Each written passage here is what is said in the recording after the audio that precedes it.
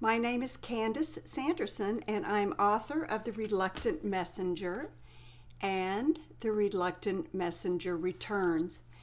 Comments flooded my inbox after last week when I demonstrated two of my daily energy practices. The first one was showing how to open to the 8th chakra. The other one was putting a protective energy balloon around you that will serve two purposes. One is to protect you from incoming energy that you don't want, but it's also to maintain your own personal energy field and to keep that strong. Since my spontaneous opening to Spirit 7 years ago, I've learned to view the world through the lens of energy. Why and what purpose does this serve? How does this help us connect with the non-physical realm of spirit guides, of angels, of other non-physical entities? Well, it has everything to do with it. Let me give you an example. Using that, now that you know, if you watch my last video, and I will show you how to open to the 8th chakra, you can use that as a tool. This can become a tool in your consciousness awareness toolbox. If you want to learn to explore the world of the non-physical, you can do that because the key is energy. Energy is the key to communicating with the non-physical world. Once you open to those energies of the 8th chakra, you step into a different dimensional space. You end up being much more perceptive and receptive to other energies. You realize that you are more than what your physical body is. Let me give you an example. Let me tell you what happens to me when I first opened to the 8th chakra. I feel this expansiveness. My whole consciousness just seems to go beyond time and space. And then I become aware of another aspect of myself. This is called the observer or the witness. And you truly realize that you are more than your physical body. You no longer see yourself as that person who stumbles out of bed when the alarm rings. You're not the person whose feelings get hurt if someone says some unkind word. You're not the person who blares their horn if someone pulls out in front of you in traffic. No, you're greater than that. You're much greater than that. You are this presence, this invisible presence that connects you from above to below. You are this immeasurable presence, not that person, but actually you're that presence that watches that person who scurries around and checks things off their to-do list. Now, I want to share with you Jita, who is someone who has followed me on YouTube. She's from India, and she wrote this comment on YouTube, and it's very brief, but it was very profound. So let me share this with you. She said, yesterday, while doing the 8th chakra exercise, I suddenly felt as if I was enfolded in a number 8. Well, this is the 8th chakra, so that makes sense.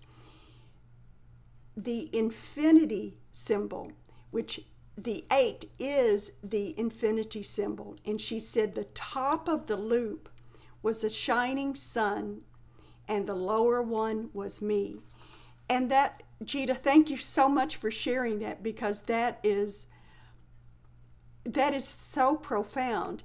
Now, when you do this, you may not have the same result immediately, but keep practicing and you'll pull in more and more of that energy, and you'll start seeing something that shifts within. So let me go ahead and share with you now what it is opening the 8th chakra. I'm going to back up here. I always start with my hands in prayer position, and as I inhale, I'm going to raise my hands, and when I bring the energy down, I'm going to exhale. I always start at the heart, because the heart is where everything begins, and the more you can give attention to your heart, the better. I will raise my hands up, and above me is that 8th chakra. Many people see it as a spinning sun. So that was perfect what Gita saw.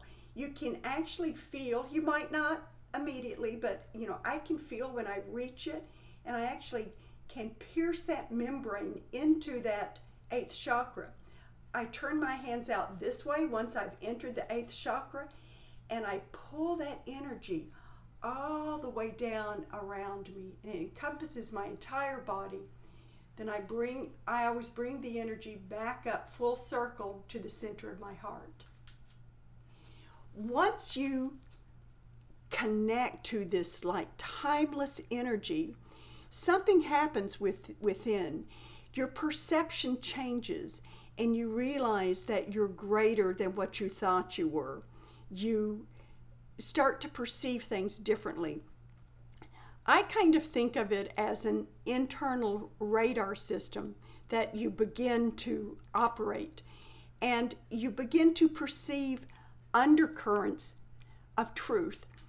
When you communicate with your heart, well, we know when we talk to someone, you know, we have the word level, and we're listening to what they say. And I'm not even talking about body language, but you begin to sense the truth. It's almost like an undercurrent that goes beneath communications. You realize that there's more to the communication than just what you hear or maybe what you see with body language. You start tapping into a force and a source that is greater than yourself. As you learn to communicate with your heart, you open to this mystical, magical space. You'll start to trust your guidance, and you'll get discernment. You'll know when things feel right or if they don't. And it's not really learning this skill, because this is a skill that we were born with, but if we've let it kind of fade away as we've grown. Quite often, and me being a psychologist, I was so much in my headspace because I analyzed everything. And I've learned to bring that energy back down to my gut, to my heart, because that's where the true magic lies. If you can start learning to, to breathe, to see, to speak through your heart space, then you'll start opening to the energies of guidance that's all the way around us. So one thing I would like to suggest is, if you can, in the next week, be very mindful of your heart connections. Try to spend just a few minutes each day in silence, in gratitude of your heart. As you live more within your heart space, you'll call other like-minded people into that space. But just step into that silence and notice the small and sometimes not so small changes that you'll have in your life, knowing that this opens the door to divine guidance. So I hope you enjoyed this. Let me do the Reball. The Reball, the energy resonant balloon, starts a lot like the 8th chakra. I always begin with the heart. I go up and bring the energy around the body, and you bring it right back up to the heart. Now, right now, it's exactly like opening to the 8th chakra. But what we've done in both of these cases is we've actually put a torus field or a toroidal field around us. And if you're not familiar with what that is, Google it and find out, because now we have this spinning energy all the way around us. For the Reball, we make 2 more passes. And I don't do this with my hands. I'm just doing this to demonstrate. I just can do it within my mind's eye.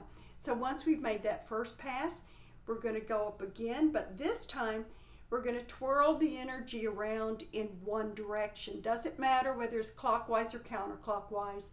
We're going to bring it back up. We're going to go out again. And then we're going to bring that energy in the opposite direction around us again. So what this does is, because we started our heart, we have now protected our own energy from outside sources, and we're allowing this energy to just be ours and not leak out anywhere. It also creates this barrier so low-lying energies, won't just bombard us. I hope you enjoyed this video. Please like it, subscribe. You can follow me on Twitter, on Facebook. But I want to give a shout out to Kelly and Durian. Look at this beautiful mask.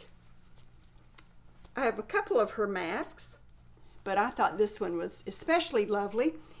And you can, so thank you, Kelly.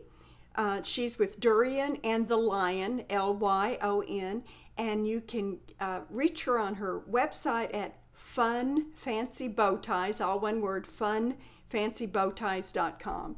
So thank you very much. I hope everyone stays safe this week, and remember to follow your heart. Thank you so much. Until next time, goodbye.